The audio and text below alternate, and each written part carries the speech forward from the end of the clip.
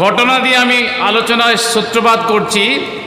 খুব পরিচিত মানুষ, নাম বললে চিনতে পারবেন, তাই নামটা আমি উজ্জ্ব রেখে বলছি। ওনার প্রথম বিবাহ হয়। বিবাহের পরে কিছুদিনের মধ্যে বিবাহটা ডিসমিস হয়ে যায়, মানে ছাড়াছাড়ি হয়ে যায়। আর যখন বিবাহ বিচ্ছেদ হয়ে গেল, তো বিচ্ছেদের সময়ে তার স্ত্রী দোষ লাগিয়ে দেন যে এর পুরুষত্বই নেই। দুনিয়াতে সব থেকে কোনো মানুষের, একজন পুরুষের যদি লজ্জার অপমানের জায়গা থাকে, যেখানে পুরুষ মানুষ লজ্জিত অপমানিত হন, নিজেকে সব থেকে ছোট ভাবেন, মানুষের সামনে মুখ দেখাতে পারবেন না, সেটা হলোই যে তার নামে অপবাদ দেওয়া কি ওর পুরুষত্বই নেই, ও পুরুষই না। তো বিবাহ বাতিল হয়ে গেল, ওনার লজ্জায় মাথা হের হয়ে গেল। শিক্ষিত মানুষ, স্কুলে মাস্টারমশাই, মুখ দেখাবে কি করে? অথচ এটা টোটালি বদনাম। কিছুদিন পরে বিবাহ হলো। বিবাহের পরে 1 বছরের মধ্যে তার একটি পুত্র সন্তান জন্মগ্রহণ করলো। তো পুত্র সন্তান জন্মের পরে উনি বলছেন, তাজাম্মুল কি বলবো তোমাকে, আমার থেকে বয়সে বড়। উনি বলছেন, তাজাম্মুল কি বলবো তোমাকে, আমার পুত্র সন্তান যখন জন্মগ্রহণ করলো, আমার যে লজ্জা অপমান ছিল সব যেন ধুয়ে মুছে সাফ হয়ে গেল। আমি সমাজে প্রতিষ্ঠিত হলাম যে না, আমি অপরাধী নই, আমার দোষ নাই, আমি একজন পুরুষ। আর এর জন্য খুশি করে আমার ছেলের নাম রেখে দিলাম বাশির, শুভ সংবাদদাতা। এ আমার সন্তান আমার কলঙ্ককে মুছে দিল। কত বড় এই নেয়ামতের কথা একবার ভেবে দেখেছেন? একবার ভেবে দেখেন। আর বলছে, আমি আনন্দে খুশিতে আমার পাড়ার যত মিষ্টি ছিল দোকানদার অর্ডার দিলাম, যা আছে সব নিয়ে এসে সব বিতরণ করে দাও। সুবহানাল্লাহ। তো দোকানে বলছে একটা মিষ্টিও ছিল না। তো মানুষের সন্তান কত বড় যে নেয়ামত, যার নাই সে জানে। বিশাল নেয়ামত যে আল্লাহ তাআলা মানুষকে সন্তান দান করেছেন, সে সন্তান পুত্র হোক কিংবা কন্যা হোক। এটি হলো একজন পুরুষের পিতার পিতৃত্বের দাবি, পুরুষের পুরুষত্বের দাবি, নারীর নারীত্বের দাবি। কোনো নারীর কোলে যদি সন্তান না থাকে, তো সে নারীকে আজীবন কলঙ্ক বইতে হয়। বইতে হয় না?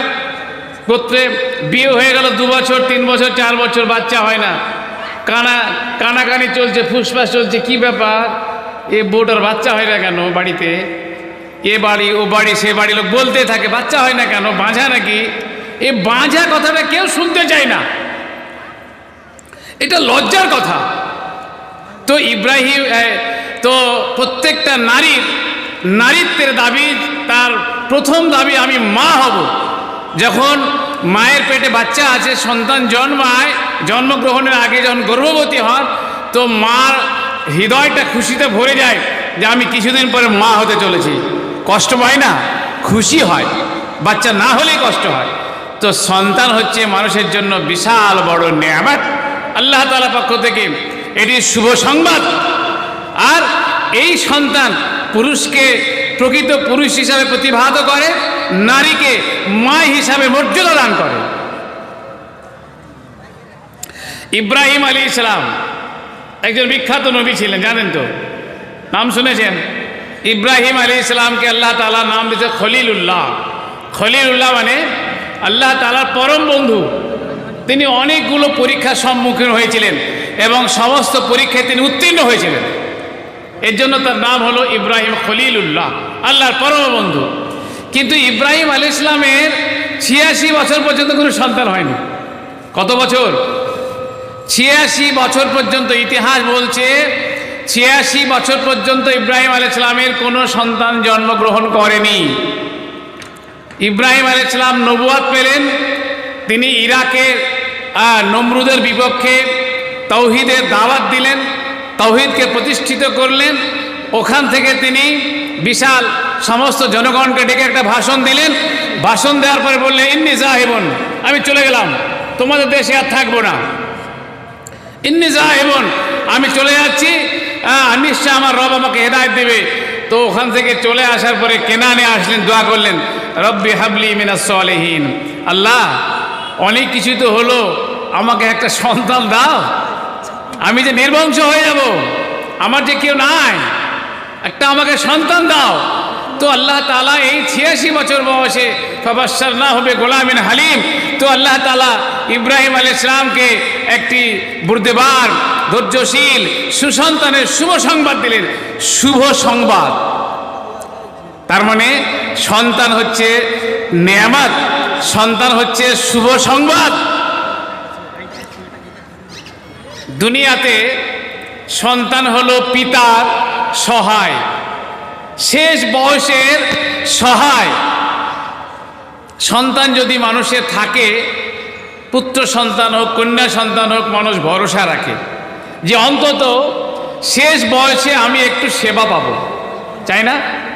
সন্তান হলো মানুষের, পুরুষের সহায়, মায়ের সহায়, বাবার সহায় শেষ বয়সে। সন্তান হচ্ছে বংশর মর্যাদা রক্ষাকারী একটি নেয়ামত। এত আওয়াজ কেন হচ্ছে? এটা ক্যাচার ম্যাচার সব করছে কেন? এইসব দুই দিকে লোকও ক্যাচার ম্যাচার প্রচুর করছে।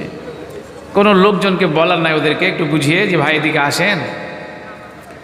ভাইজান, আপনারা যারা গেটের দিকে কথা বলছেন, দয়া করে বলছি, ভলেন্টিয়ার্স মনে হয় নেই বা থাকলে হয়তো বোঝাতে পারছে না, একটু দয়া করে এদিকে আসেন, আর না হয় আর একটু দূরেই চলে যান। ভালো লাগলে এদিকে আসেন, আর নাহলে আর একটু দূরে চলে যান। আপনারও ডিস্টার্ব হচ্ছে কথা শুনতে বলতে, আমাদেরও ডিস্টার্ব হচ্ছে। হয় কাছেই বসেন, নেই দূরে যান, ভেজাল করেন না। তো সন্তান হচ্ছে পিতা ও মাতার শেষ বয়সের সম্বল, সহায়। সন্তান হচ্ছে শেষ বয়সের রোজগারের মাধ্যম, সাহায্যের মাধ্যম, সাহায্যের হাত বাড়াতে আল্লাহ তাআলা সন্তানকে বলেছেন। তো সন্তান হচ্ছে পিতামাতার জন্য বিশাল সাহায্যকারী হ্যান্ডস, হেল্পিং হ্যান্ডস। সন্তান শুধু দুনিয়াতে না, আখিরাতের জন্য সহায়। এই ব্যাপারে দুটো হাদিস শুনেন। নবী সাল্লাল্লাহু আলাইহি ওয়াসাল্লাম বলছেন, ইজামাত আল ইনসান ইনকাতা আনহু আমালুহু ইল্লা মিন সালাসা। মানুষ যখন মারা যায় তখন তার সমস্ত নেকি বন্ধ হয়ে যায়, তিনটে নেকি থাকে। তার মধ্যে একটা কি? ওয়ালাদুন সালিহুন ইয়াদউ লাহু, একটি সন্তান যে নেক সন্তান পিতার জন্য দোয়া করে।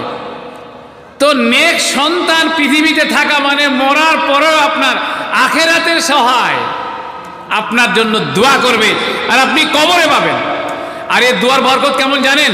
স্পষ্ট হাদিসে এসে, আজকে হাদিসটা দেখলাম, নবী সাল্লাল্লাহু আলাইহি ওয়াসাল্লাম বলছেন, সন্তানের দোয়ার বরকত এমনই, দোয়ার ফজিলতে বরকতে পিতার জান্নাতে মর্যাদা বৃদ্ধি পায়। পিতার মর্যাদা বৃদ্ধি পাচ্ছে। পিতা বলছেন যে আমার এ দোয়া, আমার এই মর্যাদা কেন জান্নাতে বৃদ্ধি পাচ্ছে? জিজ্ঞাসা করবে, তো তাকে বলা হবে তোমার সন্তান তোমার জন্য ইস্তিগফার করছে, তোমার জন্য ক্ষমা প্রার্থনা করছে, তার জন্য তোমার মর্যাদা বৃদ্ধি পাচ্ছে। সন্তান যখন দোয়া করবে আপনার কবরের আযাব মাফ হবে, সন্তান দোয়া করবে আপনার জান্নাতে মর্যাদা বৃদ্ধি পাবে। তো এমন একটি নেয়ামত, যে নেয়ামত দুনিয়া ও আখিরাতে মানুষের জন্য খুব কল্যাণকর। তো এই নেয়ামতের শুকরিয়া কিভাবে আদায় করবেন?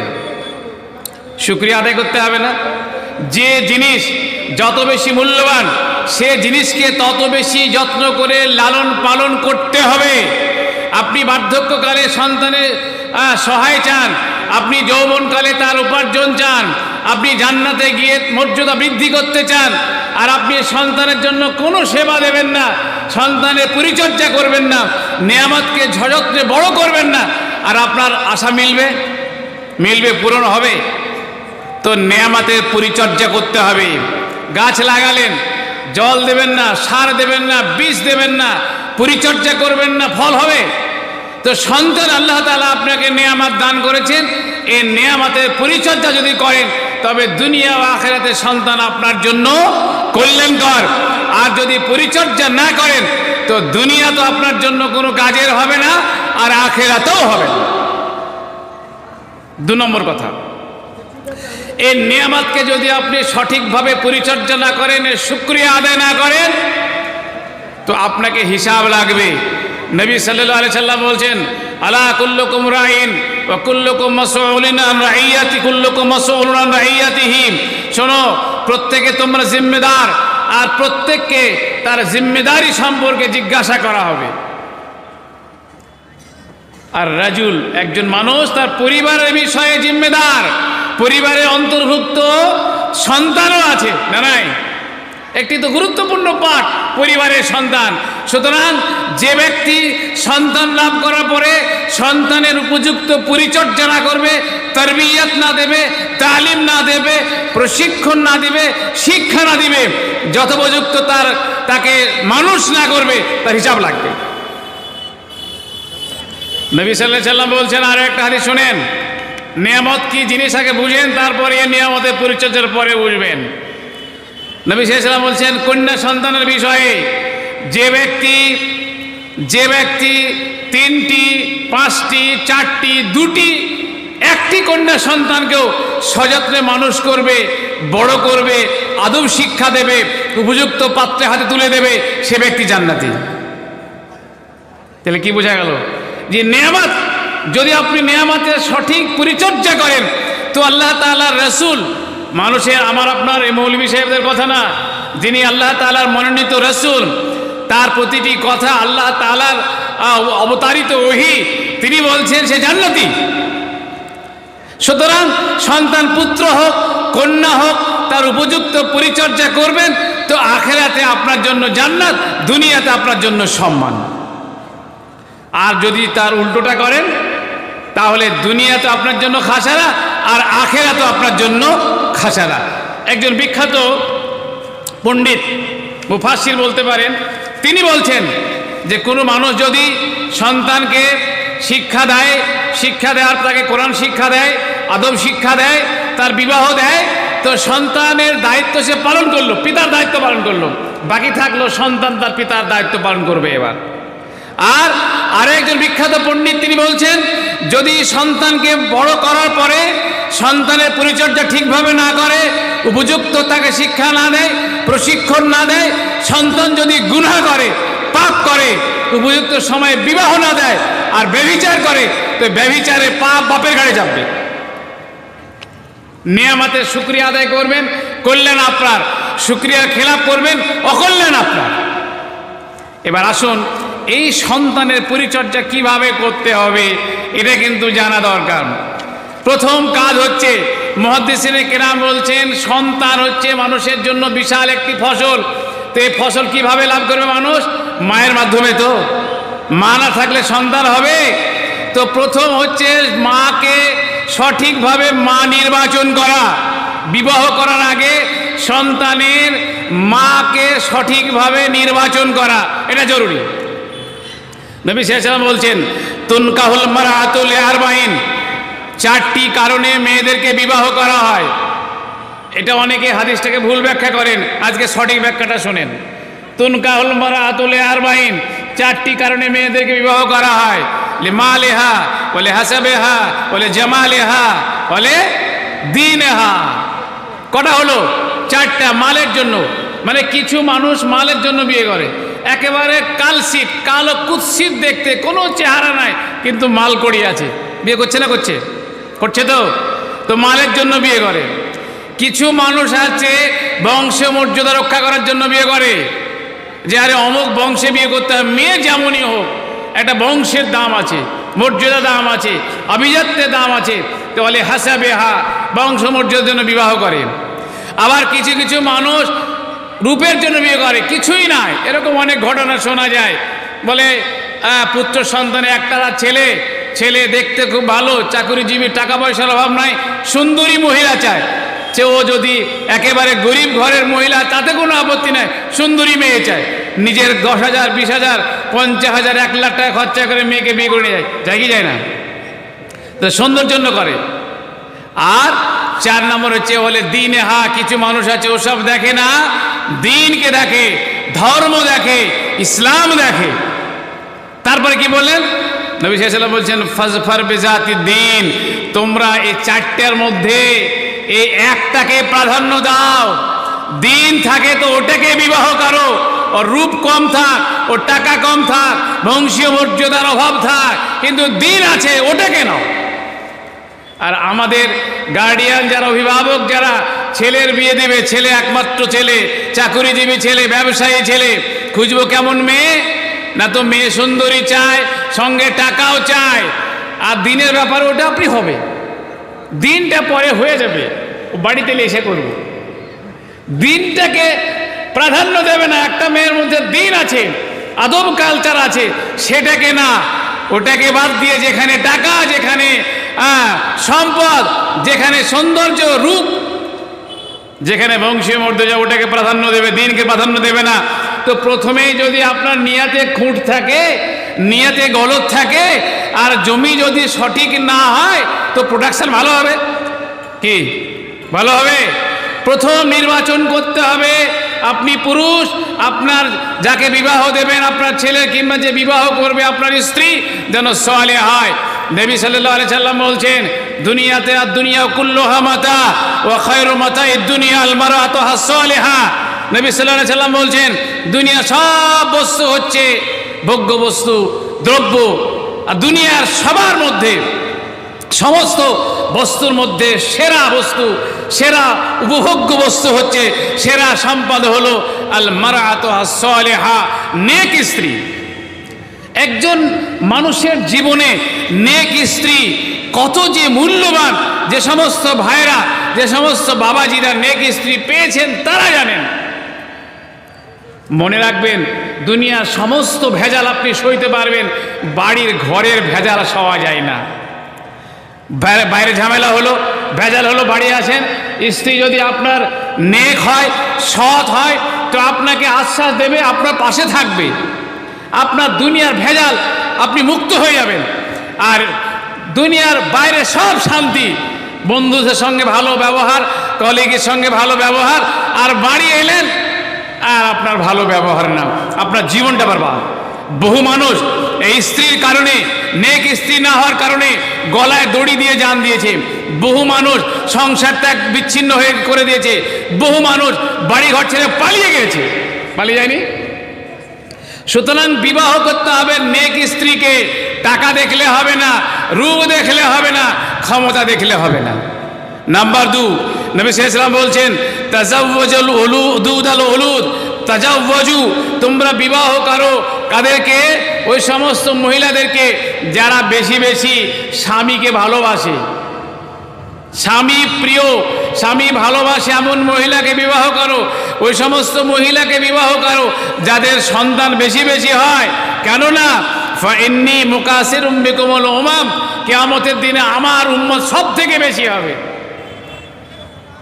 আর এখনকার মানুষের টেন্ডেন্সি হলো যে যত কম ছেলে হয়, হ্যাঁ, ছেলে বেশি হবে এমন মহিলাকে বিবাহ করতে হবে। কে বলছেন? আমি বলবি সে বলছি না, আল্লাহ রসুল বলছেন। এই দেখেন, কদিন আগে কেরালা সফর করে এলাম, আমরা দুজনকে জিজ্ঞাসা করলাম।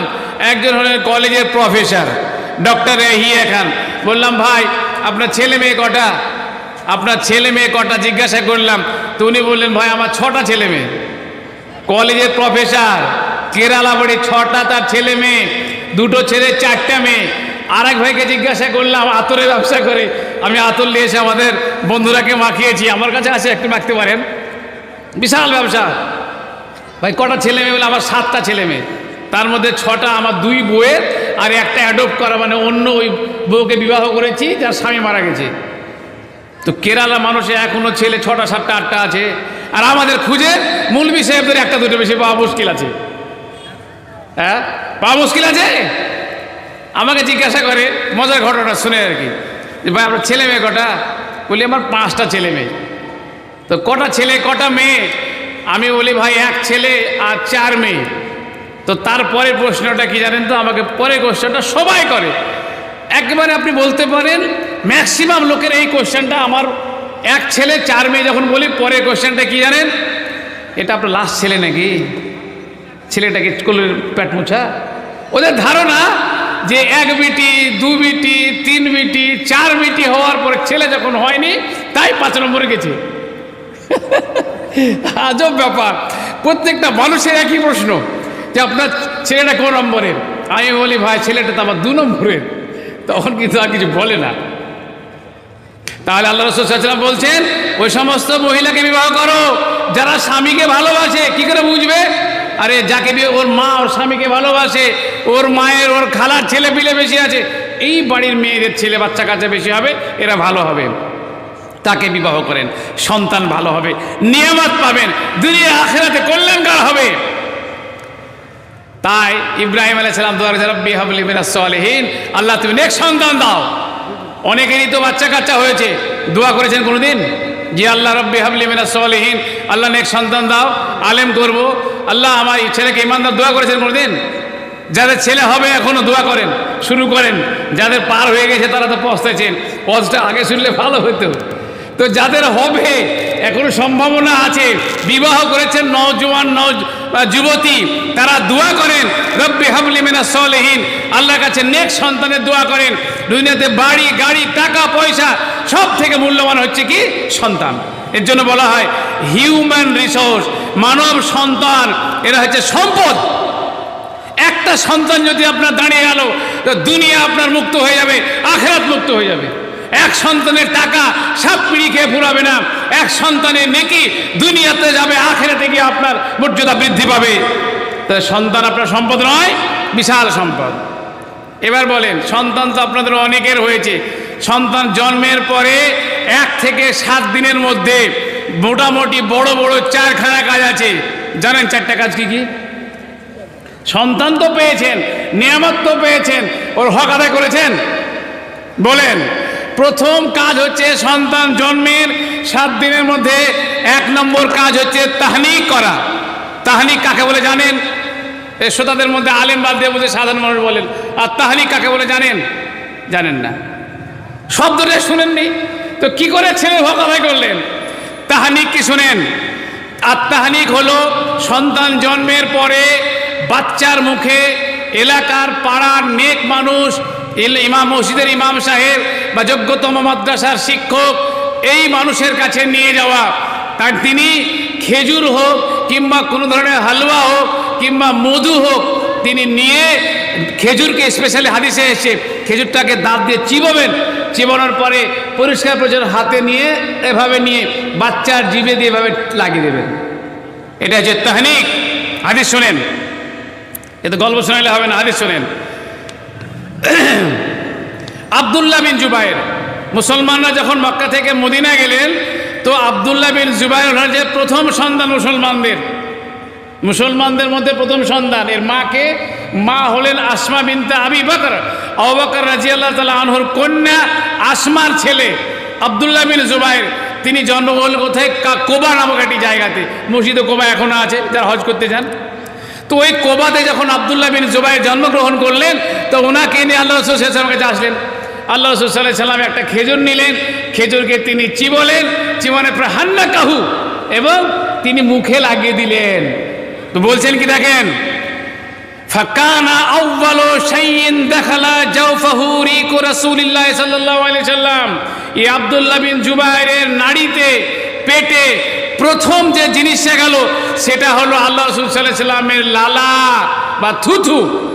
এটা বরকতের জিনিস, কল্যাণের জিনিস, যে মহান ব্যক্তির থুথু লালা আপনার নবজাতক শিশুর পেটে যাবে, এটি বরকতের কাজ। আল্লাহ রাসূল সাল্লাল্লাহু আলাইহি সাল্লামের যুগে অনেক এইরকম বাচ্চা যখন হতো তো আল্লাহ রাসূল সাল্লাল্লাহু আলাইহি সাল্লামের কাছে আসতো, নিয়ে আসার পরে তিনি ওই রকম খেজুর চিবিয়ে তাহনিক করতেন। এটা নাম কি? আত-তাহনিক। খেজুরটাকে পিষে দিয়ে লালাতে সামান্য একটু লাগিয়ে দেওয়া, লালা মিশ্রিত খেজুর বাচ্চার পেটে যাবে, এটা বরকত হবে। আপনারা করবেন কি? এরকম বাচ্চা জন্মালে উপযুক্ত আলেম দ্বীনি মানুষের কাছে গিয়ে একটু তাহনিক করিয়ে নেবেন, একটা সুন্নাত পালন হবে। কেন? ওই মহান মৌলানা সাহেবের জন্য নয় যে মৌলানা সাহেবের লালা বা থুতু বা ওটা আমার সন্তানে পেটে যাবে, এটা এই জন্য যে আল্লাহ রসুল করেছেন। আল্লাহ রসুলের সুন্নাত পালন করার জন্য আপনি করবেন। আল্লাহ রসুলের মহাব্বতের দাবি, তার মহাব্বতের তাকাজা, যে আল্লাহ রসুল যেভাবে নবজাতক শিশু তাহনিক করেছেন আমিও করাবো। এরকম অনেক হাদিস আছে। 1 নম্বর কাজ হলো। 2 নম্বর কাজ কি? 7 দিনের মধ্যে 7ম দিনের পর 3টা কাজ আছে। সপ্তম দিনের কাজ হলো তিনটা। 1 নম্বর কাজ হলো নাম রাখা, 2 নম্বর কাজ হলো আকিকা করা, আর 3 নম্বর কাম হলো হালাক করা, মানে মাথা নাড়া করা। কটা কাজ বললাম? সপ্তম দিনে 3টে কাজ। 1 নম্বর কাজ হলো নাম রাখা। তো কি নাম রাখবেন? নাম রাখার ব্যাপারে হাদিসে এসছে, নবী সাল্লাল্লাহু আলাইহি ওয়াসাল্লাম বলছেন, ইন্নাকুম তুদআউনা ইয়াওমাল কিয়ামাতি বিআসমাইকুম, কিয়ামতের দিনে তোমাদেরকে নাম ধরে ডাকা হবে। ও আসমায়ে আবাইকুম, তোমাদের বাপের নাম ধরেও ডাকা হবে। ফাহাসসিনু আসমাআকুম, সুতরাং তোমরা নামগুলো ভালো করে রাখো। ভালো নাম মানে? ভালো নাম মানে মুন্টু, ঝন্টু, এমনও নাম আছে বুঝলেন, নাম শুনলে আপনার গা জ্বলবে। গা জ্বলার কথা, লজ্জা লাগবে। কি নাম রে বাবা, এর কোনো মানে হয় না, মতলব হয় না, মাথা নাই, মুন্ডু নাই, কি নাম? তো নাম রাখতে হবে ভালো নাম। এখনকার মানুষের টেন্ডেন্সি হয়েছে নামের প্রতিযোগিতা, এমন নাম রাখবো যেন এই পাড়াতে না থাকে, ওর নামের মানে হোক আর না হোক। হ্যাঁ, ফার্সি নাম রাখবে, ইংল্যান্ডের নাম রাখবে, পারস্যের নাম রাখবে, আরবি না অর্থবহ নাম রাখবে না। আর যদি স্কুল কলেজে বিভিন্ন জায়গাতে নাম দেখেন তো বুঝতে পারবেন না, নাম শুনে এটা হিন্দু না মুসলমান। মোহন মুসলমান না হিন্দু গো? সুমন নিহার মুসলমান না হিন্দু? রিয়া হিন্দু না মুসলমান বলতে পারবেন? বুঝা যাবে? বুঝা যাবে না। বুঝার জন্য কি শেখ মোহাম্মদ থাকলে বুঝা যাবে, নাহলে বুঝা যাবে না। তো আল্লাহ রসুল বলছেন কিয়ামতের দিনে তোমাদেরকে তোমাদের নাম ধরে ডাকা হবে, তোমাদের বাপের নাম ধরে ডাকা হবে। সুতরাং তোমরা সুন্দর সুন্দর নাম রাখো। মুহাদ্দিসিনে কেরাম বলছেন, ফোকাহে জাম যারা বেশি বিশেষজ্ঞ তারা বলছেন নাম রাখবে কিভাবে? নবীদের নাম রাখো, সালফে সালেহিনদের নাম রাখো, নাম রাখো সাহাবীদের নাম রাখো, অর্থবহ নাম রাখো। এক বাচ্চা জন্মের পরে নবী সাল্লাল্লাহু আলাইহি ওয়াসাল্লামের কাছে আসলেন, নবী সাল্লাল্লাহু আলাইহি ওয়াসাল্লাম তাহনিক করলেন, বললেন ওয়াসাম্মাহু ইব্রাহিম, নাম রেখে দিলেন ইব্রাহিম, যাও চলে যাও। এখন মৌলভী সাহেব নাম একটা 2 4টা 5টা দেন তো, 5টা বলার পরে শুনতে যেটা ভালো লাগবে, মানে বুঝো করে সেটাই রাখবে। ভালো অর্থবহ নাম রাখতে হবে। আর নবী সাল্লাল্লাহু আলাইহি সাল্লাম বলছেন আল্লাহ তাআলার কাছে সব থেকে প্রিয় নাম কি? আব্দুল্লাহ, আব্দুর রহমান। ছেলের নাম রাখেন আব্দুর রহমান, ছেলের নাম রাখেন আব্দুল্লাহ, ছেলের নাম রাখেন আব্দুল গফুর, ছেলের নাম রাখেন আব্দুল সবুর। আব্দের নাম রাখুন বান্দা বান্দা দিয়ে, আর নাম রাখার পরে সে নামই ডাকবেন। বেটার নাম রেখেছেন আব্দুর রহমান, আর আপনি দেখছেন এই রহমান শোন। এর স্বভাবটা তো আপনি খারাপ করেছেন। আপনি নিজে নাম রেখেছেন আব্দুর রহমান, কোনোদিন বাপও বলে না আব্দুর রহমান, মাও বলে না, আর বাড়ির লোকও বলে না, তো পাড়ার লোকে আব্দুর রহমান বলবে? নাম রেখেছেন আব্দুল্লাহ, তো ওটাকে আল্লাহ বলতে পারে না, আব্দুল্লাহ বলে ডাকে। তো যেখানে আব্দুর রহিম, আব্দুর রহমান আছে, তা আব্দাকে বাদ দিয়ে মানুষ ডাকে, বাড়ির লোকেরা শুরু করে। সুতরাং এরকম ধরনের নাম রাখবেন যার অর্থ আছে, অর্থবিহীন নাম রাখবেন না। হলো আকিকা করবেন। আকিকা কি করবেন? আমাকে সংক্ষিপ্ত সময় ছাড়তে হবে, এত ভরমার হাদিস বলতে গেলে দিন পার হয়ে যাবে, অনেক সময় লেগে যাবে, 1 ঘন্টা শেষ করতে হবে আমাকে। আকিকা না রাখবেন, আকিকা কি করতে হবে নিয়ম জানেন? এর প্রচুর হাদিস আছে। আল আকিকাতু মুরতাহ আল গোলাম ও মুরতাহিন বিআকিকাতিহি। হ্যাঁ, এটা হাদিসটা সম্পর্কে অবশ্য অনেকে বলেছেন জয়ীফ হাদিস, অনেকে বলছেন না এটা সহি হাদিস আছে। হ্যাঁ, এর অর্থ হচ্ছে এটা যে বাচ্চার জন্য আকিকা করা সুন্নাতে মুআক্কাদা। আকিকা কি করতে হবে? যদি পুত্র সন্তান হয় 2টো করতে হবে, ছাগল, পাঠা পাঠি, ভেড়া পাঠা পাঠি। যদি কন্যা সন্তান হয় 1টা করতে হবে। কবে করতে হবে? 7ম দিনে আলোচনা চলছে, 7ম দিনে এটা করতে হবে। করেছেন? কে বলবে আমার হাসপাতালে আছে, কে বলবে আমার টাকা নাই, কে বলবে অমুক, নানান ধরনের বাহানা। আর এখন একটা আবার নতুন মশলা উঠেছে, মৌলভী সাহেব একটা ছাগল দেবো, একটা গরু দিব। এটা কোন সুন্নাত গো? এটা কি সুন্নাত? এটার মতলব জানেন? এটা হলো আল্লাহ রসুলের সুন্নাত অনুযায়ী আমি 2টা করব, আর আমার সুন্নাত হচ্ছে একটা গরু করব। সুন্নাতের শিরিক হচ্ছে গো। হ্যাঁ, কেন? যে গরু না করলে মাংস বিতরণ করা যাবে না, লোককে মিলাতে পারবো না, নাউযুবিল্লাহ মিন যালিক। মাংস বিতরণের জন্য আকিকা না, এটা সুন্নাত, রাসূলের পদ্ধতি, আল্লাহর হুকুম। আকিকার মাংস যা হবে তাই দেন, 10 ঘর হবে 10 ঘরই দেন, রান্না করে 1 বাটি করে দেন, একটু সুরমা দেন, দুনিয়ার লোককে বাঁটতে হবে, এটা আকিকা নয়। এই জন্য ছেলে ভালো হয় না। আকিকা আল্লাহ রসুলকে অনুসরণ করে করুন, আল্লাহ সন্তুষ্টির জন্য করুন, মানুষকে মাংস খাওয়ানোর জন্য নয়। 3 নম্বর সপ্তম দিনের কাজ হচ্ছে মাথা নাড়া করতে হবে। ডাক্তাররা বলবে এই মাথা এখন কচি নাড়া না, আল্লাহ রসুলের থেকে বড় ডাক্তারেরা নয়, মাথা নাড়া করতে হবে। কাজাব, ওই ভেতরের চুল, মায়ের গর্ভে ছিল, চুলটাকে সুন্দর করে ছিলে দিতে হবে। 4টা কাজ হলো 7 দিনের মধ্যে। আর 2টো কাজ যেটা চর্চিত আছে, সহি নয়, 2টো ইশারা করে দিই। আরও 2টো কাজ, জন্মের পরে পরে আজান দেওয়া একটা চর্চা আছে। আমরা দেখি জন্মের পরে শুনেছি কানে আজান দিব, ডান কানে আজান, বাম কানে একামাত। আবার এটাও দেখেছি আল্লাহু আকবার বলে জোরে আজান হয়েছে, কী ব্যাপার রে, এবারে ছেলে হইল। এটাও দেখেছি আমরা, যে বাড়িতে ছেলে হলে বাড়ির বাইরে আজান দিতে আমরা নিজেরা দেখেছি। এ আজানের কোনো ভিত্তি নাই, এ হাদিস কোনো দিক থেকেই সহি নয়। অবশ্য কেবলমাত্র ডান কানে আজানের বিষয়টা 2-1 জন, 100 জনের মধ্যে 2 জন 1 জন মুহাদ্দিসিনে কেরাম বলেছেন যে এটা দেওয়া যেতে পারে, কেননা কিছু কিছু মানুষের আমল ছিল। কিন্তু এ বিষয়ে এটাই সঠিক যে কোনো আজান দেওয়াই যাবে না, এটাই সব থেকে বারহাক, আল্লাহু আলাম বিসসাওয়াব। আর একটা কি, সপ্তম দিনে মাথা নাড়া করার পরে চুল পরিমাণ, যেটা চুল পাওয়া গেল ওই পরিমাণ সোনা কিংবা চাঁদি দান করে। এটা আমি নিজেও করেছি, এখন বুঝছি ভুল হয়েছে, তখন করেছি, প্রত্যেকটা ছেলের করেছি ভাই, কিন্তু এর করার দরকার নাই। তাহলে 7 দিনের মধ্যে 4টা কাজ বললাম, সহি কাজ 4টা, মুখস্থ করেন, ধরলে পারবেন তো। 1 নম্বরে কি বললাম, আত্মাহানি। 2 নম্বরে সব, এটা প্রথমে জন্মের পরে করতে হবে। 2 নম্বরে বললাম সপ্তম দিন, টাইম হলো সপ্তম দিন, নাম রাখা, ভালো নাম। 3 নম্বরে আকিকা করা, ছেলে হলে 2, মেয়ে হলে 1, গরুর কোনো কারবার নাই, ছাগল কিংবা ভেড়া কিংবা দুম্বা। আর 4 নম্বরে হচ্ছে ওর মাথা নাড়া করতে হবে, বিনিময়ে কিছু দিতে হবে না। বাচ্চা হয়ে গেল, 7 দিনের কাজ শেষ। এরপরে বাচ্চা বড় হবে, বাচ্চা বড় হতে হতে বাচ্চা যখন বুলি ফুটলো, কথা বলা শিখলো, তো কি শেখাবেন, কি শেখাবেন? বাচ্চার এবার তারবিয়ত শুরু হবে, ট্রেনিং শুরু হবে। কিসের ট্রেনিং দেবেন? এটা তো আল্লাহর নেয়ামত না, তো আল্লাহর নেয়ামতকে আপনি আল্লাহর মতো করে বানাবেন, এই ট্রেনিং দিতে হবে। তো বাচ্চা তখন প্রথমে কথা বলবে, আব্বা মা বলতে বলতে বাচ্চাকে শেখাবেন আল্লাহ, এই আল্লাহ শব্দটা শেখান। যখন ভাষা শিখবে আল্লাহ শব্দটা শেখান, ইশারা করেন আল্লাহ কোথায়, ও বাক্য না বলে বলবে ওপরে দেখাবে ইশারা, আইন আল্লাহ, আল্লাহ কোথায়, ওই রকম দেখাবে, আকাশে শেখাবেন আল্লাহ কোথায়, আকাশে, ও তখন হাত দেখাবে। এটা শেখান প্রথম, তার মধ্যে আকীদার বীজ বপন করেন, ওকে শেখান যে আল্লাহকে মানতে হবে, আল্লাহ আমার রব, ইশারা ইঙ্গিতে তাকে বোঝান, ও বলবে। কিন্তু যখন কথা বাক্য বলতে শিখবে, প্রথম কথা শেখাবেন আল্লাহ, আল্লাহ উপরে, এটা ইশারায় বোঝান। তারপরে ওকে শেখাবেন যখন বাক্য গোটা গোটা ভাঙা ভাঙা বাক্য বলবে, তখন লা ইলাহা ইল্লাল্লাহ শেখান। কি শেখাবেন?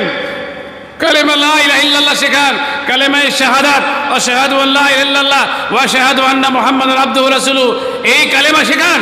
কালেমায়ে শাহাদাত, কালেমায়ে তাইয়্যিবা, এ দুটো শেখান। আর আমরা শেখাচ্ছি কি? ওকে গান শেখায়, ওকে কবিতা শেখায়, ওকে গজল শেখায়, ওকে বাংলা ইংরেজির মানে শেখায়, শিখান। কিন্তু তার সঙ্গে সঙ্গে এটা ভুললে হবে না, এটাকে প্রায়োরিটি দেন, ওগুলো তো শিখবেই আজীবন। তো বাচ্চার ট্রেনিং শুরু হলো, 7 বছর বয়সে যখন পড়লো, কালেমায়ে শাহাদাত মুখস্থ হয়ে গেল, ওপরে কে আল্লাহ, রাসূল, তোমার নবী কে রাসূল বলতে শিখে গেল, 7 বছর সব শিখে যাবে। 7 বছর ওকে শিখান তোমার নবীকে, মুহাম্মদ সাল্লাল্লাহু আলাইহি সাল্লাম, তোমার রবকে, আল্লাহ, জান্নাত কতটি, জাহান্নাম কতটি, ইত্যাদি ইত্যাদি, যেগুলো মেজর মেজর আকীদার বিষয় শেখান। 7 বছর যখন বয়স হবে, নবী সাল্লাল্লাহু আলাইহি সাল্লাম বলছেন, তখন তারবিয়া শুরু হলো, ট্রেনিং শুরু হলো, যা শিখলো তার আমল শুরু হলো। মুরু আওলাদাকুম বিসসালাহ ওয়া হুম সাবউ সিনিন, যখন বাচ্চা 7 বছর বয়সের হবে, তখন বাচ্চাকে আপনি শেখান, কি শেখান? নামাজের জন্য আদেশ করে, নামাজ পড়ো। বাচ্চারাকে বলেছেন, নামাজ শিখিয়েছেন, বলছে বাবা আমি নিজেই তো নামাজ পড়ি না, তো বাচ্চাকে কি বলবো? তো বাচ্চা যখন নামাজ পড়া শিখাননি, তো ওই বাচ্চা দোয়া করবে, এই সন্তান আপনার কল্যাণে লাগবে। বলেন, মুরু আওলাদাকুম বিসসালাহ, 7 বছর বয়সে নামাজের আপনি আদেশ করেন, না যে পড়তে থাকে নামাজ পড়ো, একবার ছাড়বে, দুবার ছাড়বে, পড়তে পড়তে পড়তে পড়তে পড়তে দেখবেন 10 বছর যেতেই তো ট্রেন্ড হয়ে যাবে, প্রশিক্ষিত হয়ে যাবে, রীতিমতো নামাজ পড়তে পারবে। আর শুধু এটা মুখে আদেশ করলে হবে না, আপনাকে বাড়িতে সুন্নাত পড়তে হবে। মা বাড়িতে নামাজি যখন হবে, আপনি তো প্রথমেই সিলেকশন করেছেন সলেহা নেককার বিবিকে, ও তো নামাজ পড়বে, বাচ্চা দেখে দেখে ও কিন্তু নামাজ পড়বে। আলহামদুলিল্লাহ। কি গো এদিকে এসো। কি নাম তোমার আম্মু? নাজিয়া। আব্বুর নাম কি? হ্যাঁ, নেকদার। বাড়ি কোথায়? টপিডাঙ্গা। বাড়ি কাছে আছে, টেনশন বসো, এখানে চেয়ারে বসো। তোমার গাড়ি থেকে রেখে আসবো বাড়িতে, টেনশন নাই। আমি গাড়িতে করে নেকদারের বাড়িতে রেখে আসবো। এই নেকদার কে আছেন গো? নেকদারের মেয়ে নাজিয়া না কি বললো বাবু? তোমার কি নাম বললে? নাজিয়া। নাজিয়া খুব ভালো মেয়ে। বসো বসো, একটা বিস্কুট এনে তো খাক বাচ্চা, কোনো টেনশন নাই। তোমাকে গাড়িতে করে রেখে আসবো, বসো তুমি। নেকদারের মেয়ে এখানে আছে, নিয়ে যাবেন। তাল কেটে গেল। কি বলছিলাম? হ্যাঁ, যে আপনি যখন বলবেন তখন নিজেও করবেন। মনে রাখবেন, শুধু বললে হবে না। আল্লাহ তাআলা বলেন, ইয়া আইয়ুহাল্লাযিনা আমানু লিমা তাকুলুনা মা লা তাফআলুন। হে ঈমানদারগণ, যা করো না তা বলো কেন? আপনি বলবেন বাচ্চাকে নামাজ পড়ো, আর আপনি ঘুমিয়ে থাকবেন, বাচ্চা নামাজ পড়বে? পড়বে? কোনোদিন পড়বে না। আপনি নিজে পড়েন, বাচ্চা দেখে দেখে আপনার সঙ্গে সেজদা মারবে, আপনার সঙ্গে রুকু করবে, আপনার সঙ্গে জামাতে গিয়ে হাজির হবে, এবং আপনি বলতে থাকেন, আপনার বাচ্চা নামাজি হয়ে যাবে। যদি 10 বছর পর্যন্ত আপনার বাচ্চা নামাজি হয়ে গেল, আপনি সৌভাগ্যবান। যে পিতার সন্তান নামাজি, সেই পিতার মতো সৌভাগ্যবান দুনিয়াতে খুব কম আছে। আপনি দুনিয়াতে বেঁচে আছেন বেনামাজি ছেলে, আপনার ছেলে চাকুরিজীবী, আপনি হতভাগা। আপনার ছেলে ব্যবসায়ী, আপনি হতভাগা। আপনার ছেলে কোটিপতি, আপনি হতভাগা। আপনার ছেলে উপার্জন কম, হালাল খায়, নামাজি, দিনদার, আপনি সৌভাগ্যবান। অজরিবুহুম ওয়া হুম আশারু সিনিন। আর যখন 10 বছর বয়স হবে, নামাজ পড়বে না, তখন লাগান মার। মেরেছেন? কখনো সন্তানকে 2 চড় লাগিয়েছেন নামাজের জন্য? ও পড়েনি, পড়তে বসেনি, তার জন্য মেরেছেন। বাজারে যায়নি, মেরেছেন। অন্য কোনো কাজ করে দেয়নি, মেরেছেন। নামাজের জন্য নামাজ পড়েনি, কখনো 2 চড় লাগিয়েছেন, কখনো বকাঝকা দিয়েছেন? আপনি নিয়ামতের কুফরি করবেন, আর আপনি বলেন ছেলে বড় হয়ে আমার সেবা করে না, বড় হয়ে আমার কথা শোনে না। আপনার কথা শুনবে কেন? দুনিয়াতে আপনার কথা শুনেনি, দুনিয়াতে আপনাকে কষ্ট দিচ্ছে, আখিরাতে গিয়ে আপনার লেজ ধরবে। আল্লাহকে বলবে, আল্লাহ আমার বাপ আমাকে শিক্ষা দেয়নি, আমার হক আদায় করেনি। শুধু বাপের হক দাবি করলে হবে না, সন্তানের হক আদায় করা আপনার জন্য অপরিহার্য। সন্তানকে লালন করুন, মানুষ করুন, সন্তানের হক আদায় করেন, সন্তানের উপরে আপনার দাবি মজবুত থাকবে, আল্লাহ তাআলার কাছে আপনি পরিত্রাণ পাবেন। 10 বছরের ছেলে নামাজি হয়ে গেল, ছেলে তো লেখাপড়া টুকটাক শিখেছে, এরপরে বাচ্চাকে তালিম দেন। এবার ওকে এডুকেশনের জগতে নিয়ে আসেন, শিক্ষা দেন। কি শিক্ষা দেবেন বাচ্চাকে? আল্লাহ তাআলা যারা, প্রত্যেক বাপ যারা আছেন, যারা এখনো বাপ আছেন, বেঁচে আছেন, সে বাচ্চা বড় হোক ছোট হোক, সবারই জন্য সূরা লোকমান খুলবেন আর আয়াতগুলো পড়বেন। আমি পড়ে পড়ে আপনাদেরকে শুধু অনুবাদ শোনাচ্ছি, টাইমের অভাবে বেশি বিশ্লেষণ করা যাবে না। 9টা দিয়ে খতম নাকি বলছে? একদম এত কড়া লোক আপনারা গো। তাহলে কি করে শেষ করব কথাগুলো সব? আচ্ছা, চেষ্টা করছি। আল্লাহ তাআলা বলছেন, দেখেন, লোকমান হাকিমের নাম শুনেছেন? হাকিম কেন? খুব বুদ্ধিমান।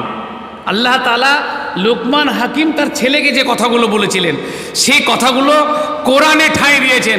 এটা আল্লাহর কথা। লোকমান হাকিমের ঘটনাকে আল্লাহ তাআলা নিজে বর্ণনা করেছেন।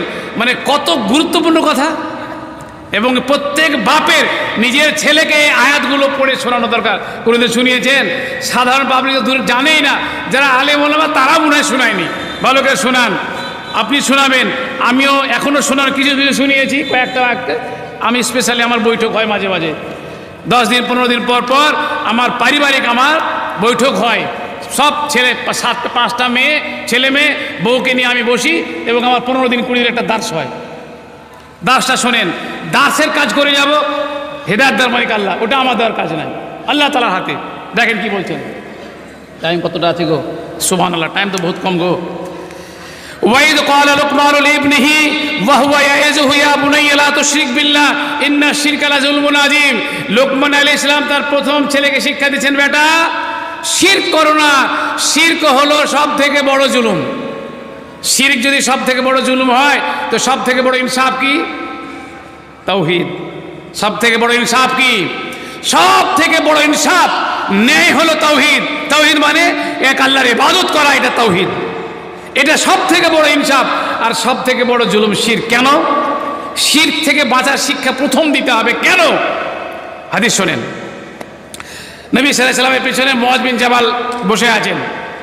তো আল্লাহ রাসূল সাল্লাল্লাহু আলাইহি ওয়াসাল্লাম জিজ্ঞাসা করছেন, হে মুআয বিন জাবাল, তুমি কি জানো মা হাক্কুল্লাহ আলাল ইবাদ, আল্লাহ তাআলা বান্দার নিকটে কি দাবি করেন?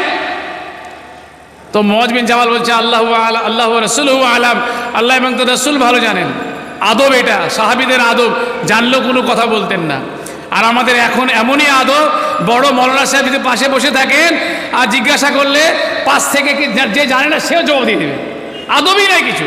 এই বড় আলেম আছে তিনি বলুন, তা না।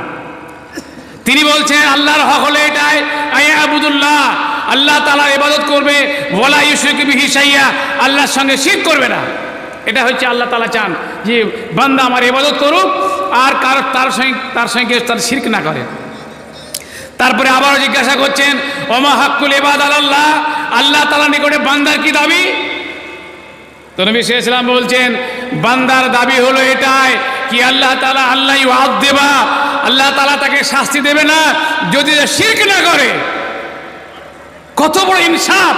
যদি কোনো বান্দার মধ্যে শিরক না থাকে, শিরক না করে, কুফরি না থাকে, রদ্দা না থাকে, ফিস্ক না থাকে, বেদাতে মুকাফফিরা না থাকে, যে পাপ মানুষকে কাফের বানিয়ে দেয়, শিরক না থাকে, তো আল্লাহ তাআলা কিয়ামতে তাকে জান্নাত দেবেন, তাকে শাস্তি দেবেন না। তার উদাহরণ এটা দিয়ে দিই, মুসলিম শরীফের হাদিসটা ভালো করে শোনেন। আল্লাহ তাআলা, বিখ্যাত হাদিস, আল্লাহ তাআলা মুমিন বান্দাদেরকে, ফেরেশতাদেরকে বলবেন, যাও যার যেমন পাপ আছে, সামান্য রায়ের দানা বরাবর যত নেকি আছে, যার যেমন আছে সবকে জাহান্নাম থেকে তুলে আনো। সুপারিশ করার অধিকার দেবেন। সব মানুষ একটা একটা করে জাহান্নাম থেকে তুলে আনবেন। তুলে আবার আল্লাহ তাআলা বলবেন, বাকিয়াত শাফাআতি, এই শোনো আমার সুপারিশ এখনো বাকি আছে। রায়ের দানা বরাবর যাদের নেকি ছিল, নিষ্পে রায়ের দানাবার মানে অর্ধ রায়ের দানাবার যাদের ঈমান ছিল, সবকে আল্লাহ তাআলা সুপারিশের মাধ্যমে বের করার পরে আল্লাহ বলবেন, আমার সুপারিশ এখনো বাকি, আমি এখনো সুপারিশ আমার বাকি আছে। আল্লাহ তাআলা জাহান্নাম থেকে আকওয়ামান, অনেক মানুষকে সেখান থেকে তুলবেন যাদের কোনো নেকি থাকবে না, শুধু শিরকে থাকবে না। কি থাকবে না? নেকি তো নাই কিন্তু শিরকও নাই। এমন অনেক মানুষকে আল্লাহ তাআলা নিজে তুলে আনবেন। তো ওদের অবস্থা কেমন হবে? একেবারে কাঠ কয়লা হয়ে যাবে, পুড়ে ছারখার হয়ে যাবে, ঠিকরি হয়ে যাবে, কিচ্ছু থাকবে না। এমন পাপী বান্দাকে আল্লাহ তাআলা তুলে আনবেন শুধু তার রহমতের একটা কারণে, যে ওরা শিরক করবে না। আল্লাহ তাআলা তুলে ওদেরকে জান্নাতের সামনে আনবেন। জান্নাতের সামনে একটা নহর আছে, ওই নদী আছে, ওই নদীটার নাম হচ্ছে নেহরুল হায়াত। নেহরুল হায়াত মানে যেখানে যে নদীতে পড়লে পারে মানুষ জীবন পেয়ে যায়, জীবন নদী। ওই মানুষগুলোকে নদীতে নিক্ষেপ করা হবে, সব মানুষ হায়াত পেয়ে যাবে, জীবন ফিরে পাওয়ার পরে তাদেরকে জান্নাতে দেবেন। তো লোকমান আলাইহিস সালাম কি শিক্ষা দিলেন? শিরক করো না। প্রথম শিক্ষা কি? বেটা শিরক করো না, ইন্না শিরকা লাযুলমুন আযীম, নিশ্চয় শিরক হলো মহা অন্যায়। আপনারা আপনাদের বাচ্চাদেরকে শিরকের বিষয়ে সতর্ক করেছেন কখনো? কখনো করেছেন? আপনারা নিজের শিরক সম্পর্কে ওয়াকিবহাল আপনারা জানেন? শিরক কাকে বলে, কোথায় কোথায় শিরক হয়? নামাজ পড়বেন, শিরক থাকবে, বেকার হয়ে যাবে। যদি কোনো মানুষের শিরক থাকে, মুশরিক হয়ে যায়, যেমন কবরে মাজারে যায়, দুর্গা মন্দিরে যায়, মন্দিরে গিয়ে পুজো দেয়, বিভিন্ন মূর্তিতে গিয়ে প্রণাম করে, সেখানে টাকা পয়সা দেয়, এগুলো সব শিরক। যদি কোনো মানুষের এমন কাজ করে থাকে আর 5 ওয়াক্ত নামাজও পড়ে, মক্কা থেকে উমরা করেছে 10 বার, হজ করেছে 5 বার, তাও জিরো হয়ে যাবে, জাহান্নামে যেতে হবে। শিরক যদি আপনি না চিনেন, ইসলাম চিনলেন না, তাওহীদ চিনতে পারবেন না। এর জন্য লোকমান আলাইহিস সালাম প্রথম শিক্ষা দিলেন, বেটা শিরক করো না। আপনারা নিজে শিখবেন, বেটাকে শিক্ষা দিবেন। 2 নম্বরে কি বললেন, আমি শুধু মানে বলে দিই, পড়তে গেলে টাইম হবে না।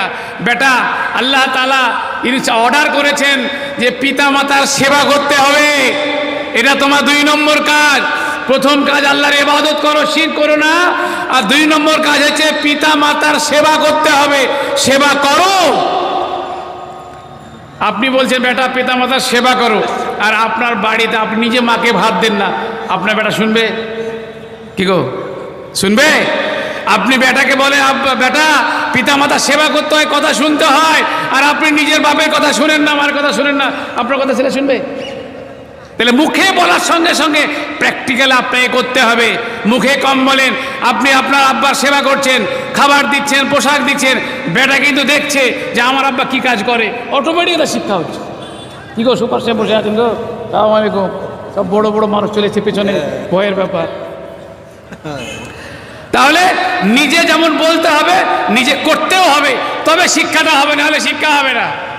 তবে আর একটা কথা বললেন, পিতামাতার কথা মানতে হবে ঠিক, কিন্তু পিতামাতা যদি পাপের কাজে, আল্লাহ এবং তার রাসূলের খেলাফ কাজে আহ্বান করে, পিতামাতার কথা মানা যাবে না, কিন্তু তাদের সঙ্গে সৎ ব্যবহার করতে হবে। পিতা বলছে নামাজ পড়তে যেতে হবে না, তুই মাঠে যা, এটা কথা শোনা যাবে না। পিতা যদি বলে চুরি করতে হবে, চুরি কাজে উদ্বুদ্ধ করে, কথা শোনা যাবে না। পিতা যদি বলে মার্ডারের কাজে অমুককে মার্ডার করতে যাবো, কথা শোনা যাবে না, কিন্তু তার সঙ্গে ভালো ব্যবহার করতে হবে। বাপ যদি বলে বিড়ি কিনে নিয়ে যাবেন না, বিড়ি কিনতে যাবেন না, বিড়ি কিনতে খবরদার না, বিড়ি কিনতে যাবেন না। বাপ যদি বলে মদ কিনে যাবেন না, মদ কিনতে, হারাম কাজ, ও কাজ বাপের কথা মানা যাবে না। বাপ মার কথা সেটাই মানা যাবে যেটা কোরআন এবং সহিহ সুন্নাহর আলোকে সহি, না হলে বাপের কথা মানা যাবে না। কিন্তু বাপ যদি মুশরিক হয়, মূর্তি পূজারী হয়, কবর পূজারী হয়, মদখোর হয়, ব্যভিচারী হয়, জেনাখোর হয়, তবুও বাপকে টাকা দিতে হবে, পোশাক দিতে হবে, খাবার দিতে হবে, কিন্তু কথা শোনা যাবে না। আর কি বললেন, বেটা দুনিয়াতে যত রকমের কাজ আছে, সে পাপের কাজ হোক কিংবা নেকির কাজ হোক, কোনো কাজটাকে ছোট মনে করো না। তুমি দুনিয়াতে করো, আকাশে করো, গোপন গুহাতে করো, আল্লাহ তাআলাকে আমাদের সব হাজির করবেন। কোনো পাপকে ছোট মনে করো না। ভাবছেন কেউ দেখলো না, এই টুপি লাগার লোক কি কুচগিরিয়ার লোক, কেউ দেখলো না, গোপনে করবো, অত সহজ নয়। আল্লাহ তাআলাকে আমাদের সব হাজির করবেন। আকাশে বিমানের ওপরে গিয়ে ব্যভিচারে কাজ করব, একবার পাহাড়ের অভ্যন্তরে গিয়ে গোপন ডেরাই করব, সব আল্লাহ তাআলা হাজির করবেন। বেটাকে শিক্ষা দিচ্ছেন, 10টা শিক্ষা দিয়েছেন, 10খানা শিক্ষা বেটাকে দিয়েছেন। পর পর পর পর এই শিক্ষাগুলো আপনারা পড়ে নেবেন, আমার আলোচনা করার টাইম না, আর মাত্র 10 মিনিট টাইম আমাকে শেষ করতে হবে। তো লুকমান আলাইহিস সালাম তার ছেলেকে শিক্ষাগুলো দিলেন, 10খানা শিক্ষা। অহংকার করো না, লোককে ছোট মনে করো না, উচ্চস্বরে কথা বলো না, গালিমন্দ করো না, পৃথিবীর ওপরে জমিনে অহংকার করে চলাফেরা করবে না। অহংকার কাকে বলে জানেন?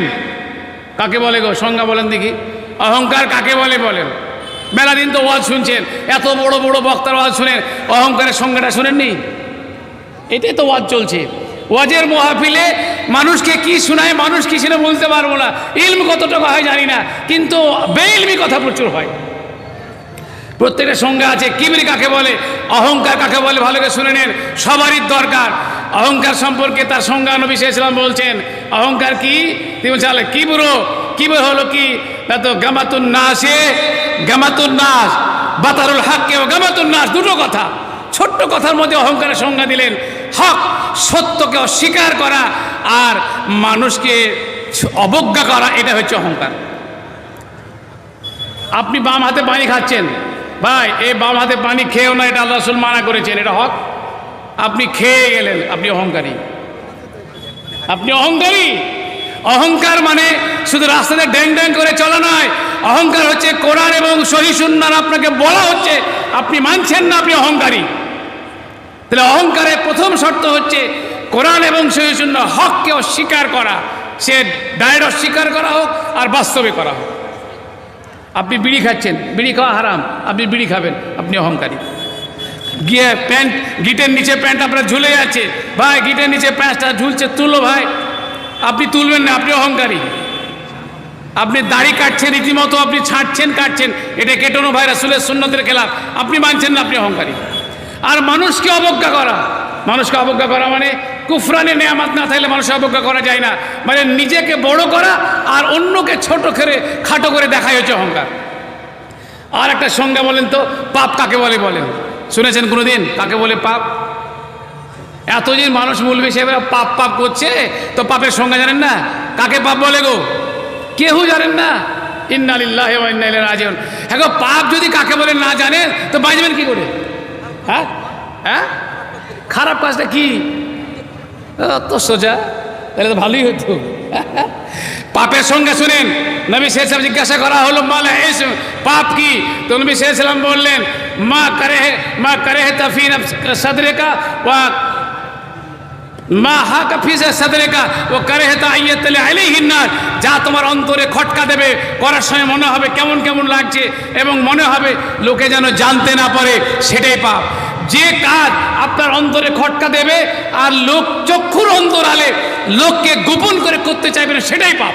এবার মিলান আপনি যত পাপ আছে সমস্ত পাপে দুটো গুণ কিংবা একটা বৈশিষ্ট্য অবশ্যই থাকবে। মা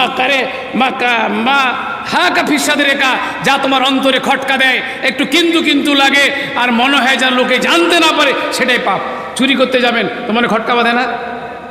আর মনে হয় না যেন কেউ দেখতে না পায়। জেনা করতে যাবেন মনে হয় না? হয় কি হয় না? সেটাই পাপ। মদ খাবেন, লোকের সামনে করে চুরি করে খাচ্ছেন, এটাই পাপ। তো লুকমান আলাইহিস সালাম তার ছেলেকে সব বলে দিলেন, ছোট বড় সমস্ত পাপ থেকে বাঁচো, অহংকার করো না, শিরক করো না, আল্লাহকে মানো, পিতামাতার সেবা করো, সব শিক্ষা দিলেন।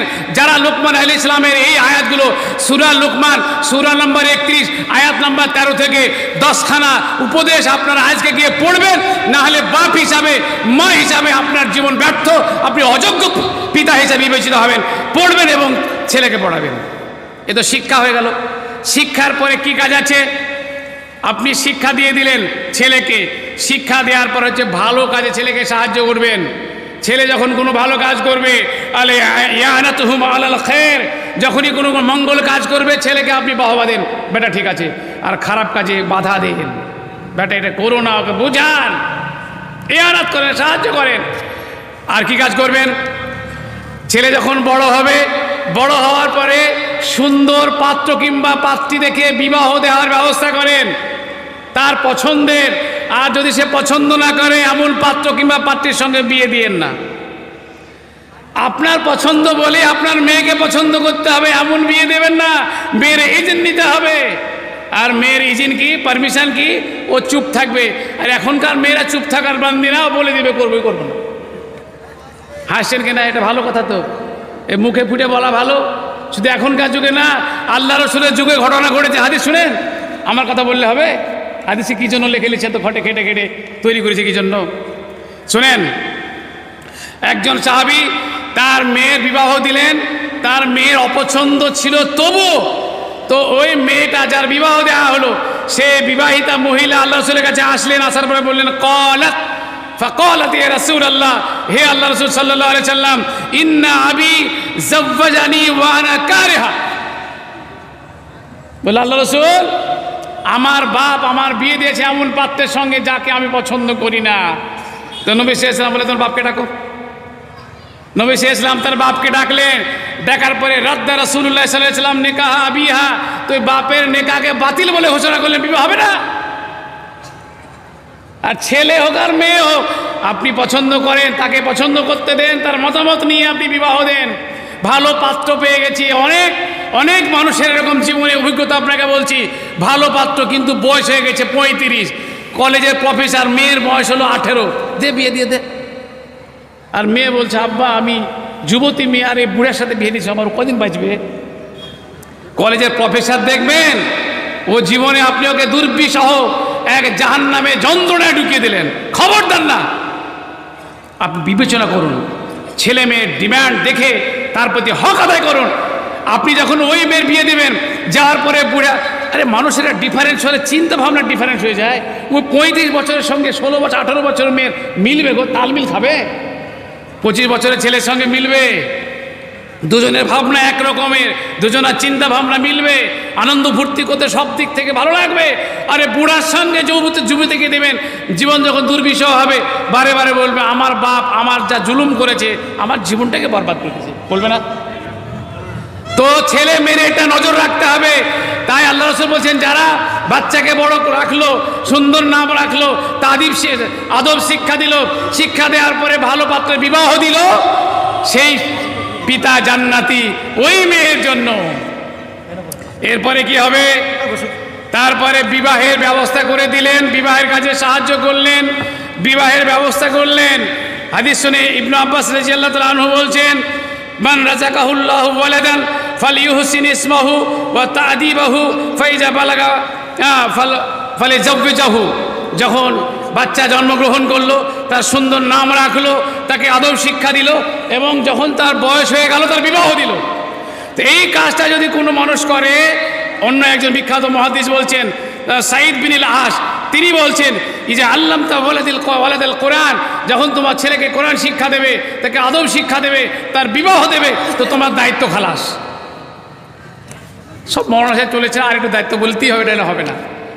8 নম্বরে কাজ হচ্ছে কি? এতগুলো কাজ হলো, 8 নম্বর দায়িত্ব হচ্ছে আল মাসাওয়াহ, ছেলে মেয়েদের মধ্যে আল মাসাওয়াতু বাইনাহুম ফিল আতিয়া, দান খায়রাতের বিষয়ে, পুরস্কার দেওয়ার বিষয়ে, হেবার দেওয়ার বিষয়ে। আর 5 মিনিট টাইম নেব।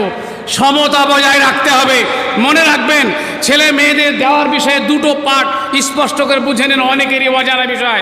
একটা হলো নাফাকাত, আর একটা হলো আতিয়া। নাফাকা মানে খরচ, আর আতিয়া মানে দান। এই দুটো বিষয় জানা খুবই জরুরি, এখানে অনেক মানুষ ফেঁসে আছে। নাফাকা মানে খরচ। আপনার ছেলে বড় হবে, 5 রকমের, কেউ পড়বে ইউনিভার্সিটিতে, কারো অসুখ হবে, কারো ডাক্তারি খরচ বেশি, কার পড়াশোনা খরচ বেশি, কার বইপত্রের দাম বেশি, কার পোশাক বেশি। এই নাফাকা অর্থাৎ খরচের বিষয়ে কোনো মাসাওয়াত জরুরি নয়, যার যা প্রয়োজন তা খরচ করতে হবে। কারো 1 লাখ খরচ হবে, কারো 5,000 হয়ে যাবে, কারো 2 লাখ খরচা হতে পারে। এখানে ছেলে মেয়ের সমানের কোনো পরিবর্তন দরকার নেই। নাফাকাতে যত খুশি খরচ যার যেমন প্রয়োজন করতে হবে। শুধু ছোটোবেলায় না, বড় হওয়ার পরেও ছেলে বড় হয়ে গেছে, 5টা ছেলের মধ্যে 3টা ধনী মালদার আর 2টো অভাবী, তো কি হবে? আপনার প্রতিবেশী অভাব হলে দান করবেন না? তো বড় হওয়ার পরেও ওর প্রয়োজনে, ওর ছেলে মেয়ে পড়ানো, ওর ওষুধ পানি দেওয়ার জন্য পিতা খরচ করতে পারবে না, ফাঁকা খরচ করা যাবে, অবৈধ নয় না।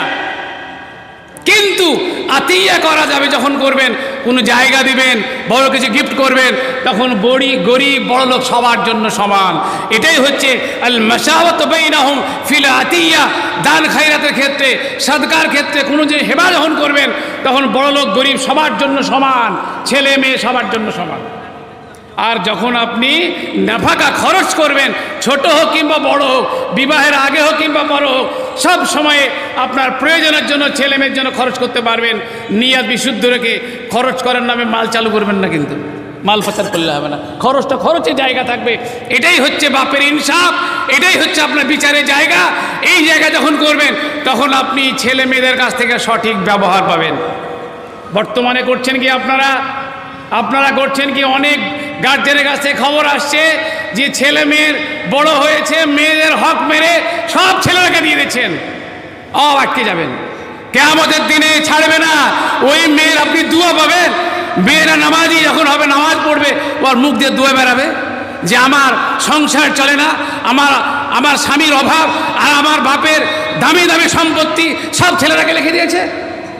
সাবধান, যে সমস্ত ভাইরা দুনিয়াতে, মনে রাখবেন মৃত্যুর আগে ওয়ারাসাত বা মিরাজ বন্টন করার নিয়ম নয়। মৃত্যুর পরে, মৃত্যুর আগে যারা নিজেদের মতো করে সম্পদকে ছিনিমিনি খেলছেন, কাকে কম বেশি করে দিচ্ছেন, সব গুণগার, সবাইকে হিসাব লাগবে। আর একটা কথা বলে দিই, আপনারা বলবেন, কিছু ছেলেরা বলবেন আমার আব্বা অমুককে ভালোবাসেন, অমুককে ভালোবাসে না। আর এই ভালোবাসার দায়িত্ব এটা হৃদয়ের কাজ।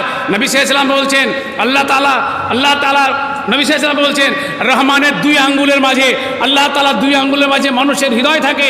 আল্লাহ তাআলা যেমন চান তেমন তিনি ঘোরান, মানুষের এতে কিছু হাত নাই। আপনার কোনো ছেলে কিছু ব্যবহারে, তার কথাবার্তা, আচরণে আপনার মহব্বতের সঙ্গে ভালোবাসা আল্লাহ জুড়ে দিয়েছেন, কিছু করেন না। এটা নবী সাল্লাল্লাহু আলাইহি ওয়াসাল্লাম বিবিদের মাঝে বলছেন, স্পষ্ট হাদিস, তিনি সমস্ত বিবিদের মধ্যে বন্টন করতেন, সমবন্টন হতো, কার কাছে কখন কিভাবে থাকবেন। তো নবী সাল্লাল্লাহু আলাইহি আয়েশাকে বেশি ভালোবাসতেন আয়েশাকে বেশি। ওটা তো হৃদয়ের কাজ, ও তো বাহ্যিক কোনো কাজ নয়, কিন্তু দেওয়া থোয়া সব সমান। আল্লাহকে বলছে, আল্লাহ যার মালিক আমি নই তুমি সেটা পাকড়াই করো না, ফালা তালুমনি, তুমি আমাকে সে বিষয়ে মোলামাত করো না, ফি মালা আমলিকো, যার আমি মালিকানা নই, তুমি যার মালিক, তুমি অন্তরের মালিক, ভালোবাসা দেওয়ার মালিক। আয়েশার প্রতি আমার বেশি ভালোবাসা, এটা তোমার দেওয়া, এটার আমি মালিক নই, এই বিষয়ে তুমি আমাকে মোলামাত করো না, ভর্ৎসনা করো না। কিন্তু যার আমি মালিক প্রত্যেকের জন্য পালি বন্টন করে দেওয়া, এটা আমি সমানভাবে করেছি, এটা আমি দ্বিচারিতা করিনি। সুতরাং ছেলে মেয়ের প্রতি কোনো ছেলে মেয়ের প্রতি পিতামাতার ভালোবাসা তার আচরণে, তার কোনো কাজের জন্য হয়, তার ব্যবহারের জন্য হয়, এ ভালোবাসা আল্লাহ তাআলার পক্ষ থেকে অবতারিত হয়। এ ভালোবাসা আপনি রাখবেন, এটা আল্লাহ তাআলার দান, এটা আল্লাহর কাছে দোয়া করবেন, আল্লাহ আপনাকে পাকড়াও করবেন না। কিন্তু ওই ভালোবাসার টানে বেশি জমি রেখে দেওয়া, ভালোবাসার টানে ভালো জায়গা দেওয়া, ভালোবাসার টানে তার ছেলে মেয়েকে বেশি করে দেওয়া, অন্যের প্রতি অবহেলা করা, এটার জন্য কিন্তু পাকড়াও হবেন। ছেলে মেয়ে সমান, তারপর ভালোবাসা কম থাক বেশি থাক, সবার জন্য দেওয়া থাকার বিষয়ে সমান থাকতে হবে। কিন্তু নফাকাতের বিষয়ে, খরচ করার বিষয়ে আপনি প্রয়োজনে অভাবী ছেলের জন্য খরচ করতে পারেন। আল্লাহ তাআলার কাছে দোয়া, আল্লাহ তাআলা যেন আমাদের যে নিয়ামত দান করেছেন। আরেকটা 2 মিনিটের মধ্যে আমি কনক্লুশন টেনে দিচ্ছি। প্রথম কথা বলেছিলাম, শুরু করেছিলাম যে সন্তান হচ্ছে পৃথিবীর মধ্যে শ্রেষ্ঠতম নিয়ামত যে আল্লাহ তাআলা দান করেন। এই নিয়ামত একজন মানুষকে, পুরুষকে পুরুষত্বের জায়গা নিয়ে যায়, নারীকে মাতৃত্ব দান করে। এ সন্তান দুনিয়ায় শেষকে অসহায় উপার্জনের মাধ্যম, আখিরাতে জান্নাতে মর্যাদা বৃদ্ধির মাধ্যম, আলামে বারজাখে নেকি পাওয়ার একমাত্র মাধ্যম হচ্ছে এ সন্তান।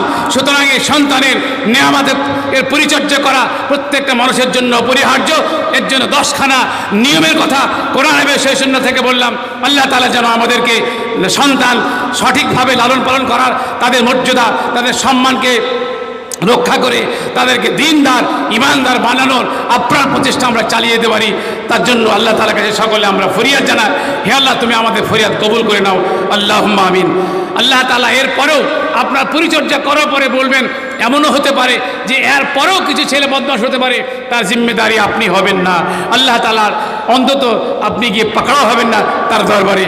হে আল্লাহ তুমি আমাদেরকে কোরআন ও সহিহ সুন্নাহ মোতাবেক সন্তান পরিচর্যা করার, শিশু প্রতিপালন করার তৌফিক দান করো, আল্লাহুম্মা আমিন। আকুলু কাওলি হাযা আস্তাগফিরুল্লাহ ওয়া লিসাইরিল মুসলিমিন। আসসালামু আলাইকুম।